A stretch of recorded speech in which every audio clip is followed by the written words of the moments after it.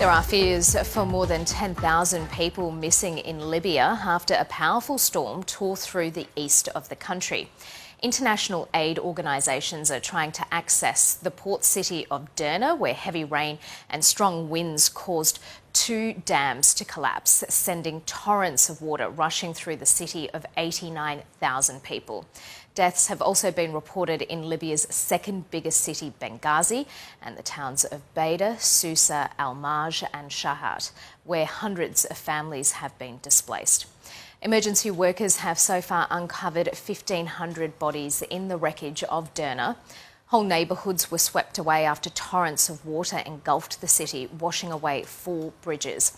There's a desperate search through the rubble for survivors, but it appears many have been washed out into the Mediterranean Sea. We do not need aid, not even medication or equipment, nor doctors or ambulances.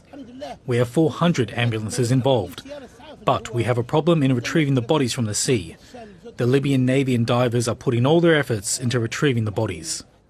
Humanitarian aid and rescue teams have begun arriving from Egypt, Turkey and the United Arab Emirates, but are struggling to access affected areas, largely cut off by roads damaged in the storm. Western Libya's government has pledged 14 tonnes of medical supplies and millions of dollars towards reconstructing Derna, despite more than a decade of political clashes against the eastern authorities. The government has begun coordination with international organisations and we are successively identifying needs. There will be technical needs in the field of rescue, identifying the dead bodies, removing rubble, the issues that the rescue teams will face, and technical reports that will be issued accordingly.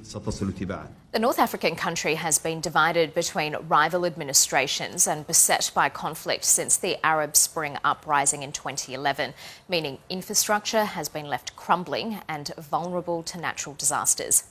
Derna residents say there was no warning system or evacuation plan in place, and the only indication of danger was the loud sound of the dams cracking.